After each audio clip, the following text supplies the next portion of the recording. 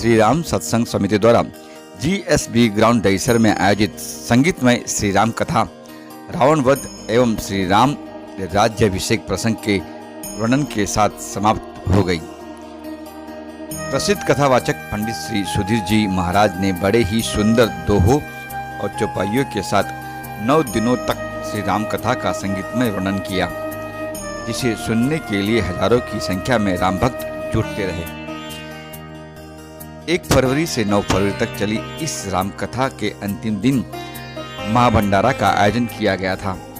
उत्तर मुंबई सांसद गोपाल शेट्टी की प्रेरणा और मार्गदर्शन में आयोजित इस राम कथा की सफलता के लिए संस्था अध्यक्ष ब्रह्मदेव तिवारी, कार्याध्यक्ष श्रीकांत पांडे, महामंत्री हरिशंकर तिवारी, रामब्रिज यादव, जगदीश करुणाशंकर ओझा, डॉक्टर राधेश्याम तिवारी, हरीशचंद्र मिश्रा, वरिष्ठ पत्रकार अमित मिश्रा, पंडित कमलाशंकर मिश्रा, लालचंद तिवारी, मायाशंकर चौबे, राजू मिश्रा, BM गुप्ता, अमित तिवारी, कमलाकांत त्रिपाठी, अंकित उपाध्याय और राम कुमार पाल सहित श्री राम सत्संग समिति के सभी पदाधिकारी एवं सदस्यों ने अमूल्य सहयोग दिया। प्रस्तुत है हमारी यह विशेष रिपोर्ट।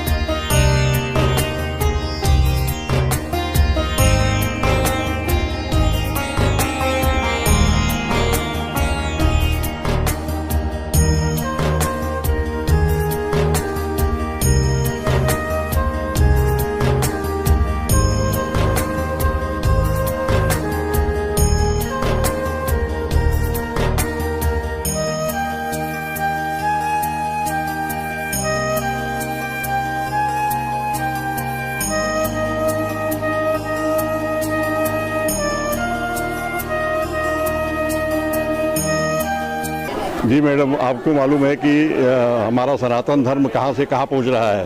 ये सनातन धर्म का प्रचार प्रसार के लिए हम लोगों ने ये किया है और सनातन धर्म जो है इसी तरह से जीवित रहेगा, क्योंकि हमारे बच्चे इसको छोड़ रहे हैं, उनको नॉलेज में नहीं आता कि क्या करना चाहिए। इसलिए ये 9 दिन की जो कथा है उनमें बहुत ही ज्ञान प्रदान करेगी और सुनेंगे तो आगे चल के उनके लिए बहुत अच्छा रहेगा। जिस तरह से मुंबई को माया नगरी कहा जाता है, क्या लगता है कि आप 9 दिन यहाँ पर कैसे देखेंगे? लोग यहाँ पहुँचकर यहाँ पर लेकिन लोगों की आस्था है, भगवान में लोगों की आस्था है, राम में लोगों की आस्था है। लोग काम काज छोड़ के आज कामकाजी दिन है, आज जो है दिल्ली दिन है, लेकिन फिर भी इतनी संख्या में लोग आए हुए हैं और इतनी बड़ी भीड़ जमा हुई है तो लोगों को अच्छा लगता है और लोग सनातन धर्म में विश्वास रखते हैं। कितने सालों से आप इस ये हम लोग 12 साल से कर रहे हैं। बीच में 2 साल कोरोना पीरियड में ये बंद था, बाकी ऐसे 10वां साल है और वैसे देखा जाए तो 12वां साल है। हाँ। ये अध्यक्ष है चाचा, प्रिया अध्यक्ष। देख रहे हैं आप इतने सालों से आयोजन करते आ रहे हैं, किस तरह देखते हैं कि यहाँ के जो लोग हैं उनको ये लगता है? ऐसा है कि ये जो कथा है करीब 2010 में महाराज जी इनके मंदिर पर आए थे। वहाँ पर हमको लगा कि भाई इनकी कथा अच्छे वक्ता है।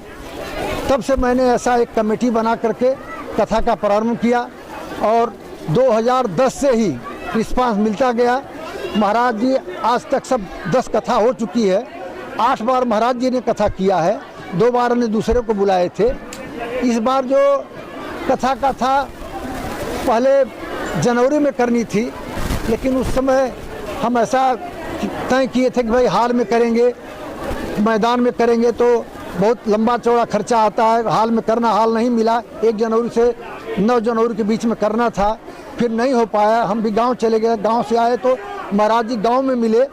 वहाँ पर इन्होंने बोला कि भाई हम 30 दिसंबर जनवरी तक हम सिलवासा में कथा कहने वाले हैं, तो आप कृपा करके 1 फरवरी वहाँ तय कर लेंगे तो हम वहाँ से वहीं अपना कथा कह लेंगे।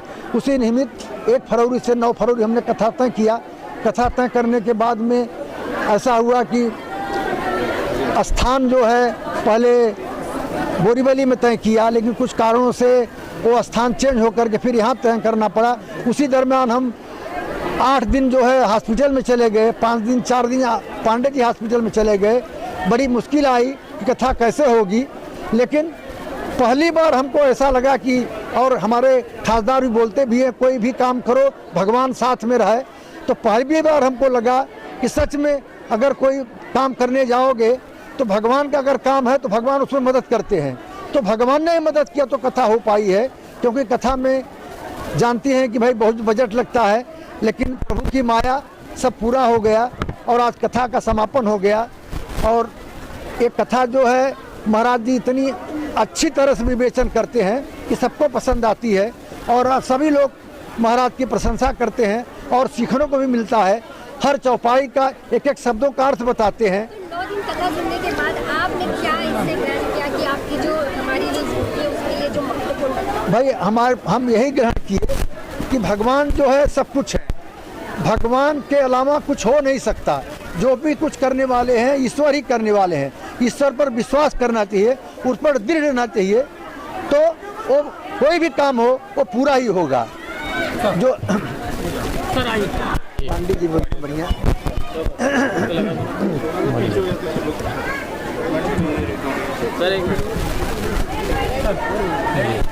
किस तरह आप देखते हैं, जिस तरह जब रामायण कथा के आयोजन किया गया, आप इसके हिस्सा बन पाते हैं तो किस तरह देख रहे हैं जो आयोजन किया आपने? ऐसा है कि हमारा देश करीब करीब 800-900 साल तक गुलाम रहा।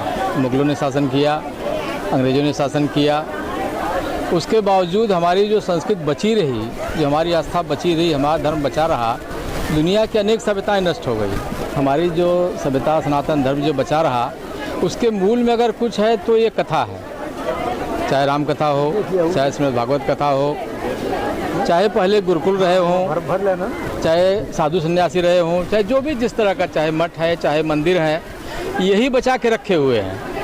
नहीं तो 500-500 साल के बाद कोई मंदिर बनता है। 500 साल पहले जो टूट गया मंदिर वो 500 साल के बाद बन रहा है, तो उसको लोगों के मानस में जीवित रखने का काम ये लोग करते हैं। नहीं तो आदमी भूल जाता है। हम लोग आज जो बात करते हैं कल भूल जाते हैं, कल जो सुनते हैं परसों भूल जाते हैं, सारे लोग भूल जाते हैं। लेकिन अगर लोगों के मानस में, सनातन धर्म के लोगों के मानस में अगर ये जिंदा है कि भगवान राम हैं, कृष्ण हैं, हमारे सारे देवी देवता हैं, ग्रंथ हैं, वेद है, पुराण है, लिखित मौखिक जो भी है, श्रुति स्मृति पुराण, तो ऐसे बोलते हैं कि ऐसे ही चल रहा है और इसलिए आज हो रहा है। नहीं तो शायद ऐसा होता था कि इतने जुल्म के बाद, कि मैंने सुना था कि औरंगजेब अगर एक मन जो है जनेऊ नहीं इकट्ठा कर लेता था हिंदुओं को मार के, तो पानी नहीं पीता था, तो सब खत्म हो गया होता। लेकिन जो जिंदा है तो क्यों जिंदा है कि ऐसे ही ऋषि महर्षि सारे लोग जो तपस्या करते हैं, लोगों को बताते हैं, तो लोगों के मानस में बसा हुआ है, इसलिए सब चल रहा है। ये सब सोच करके ही हम लोगों ने भी तय किया कि ये कथा करेंगे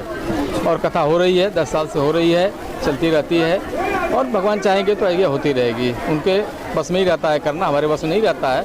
हम तो निमित्त मात्र हैं सभी चीज़ों के लिए।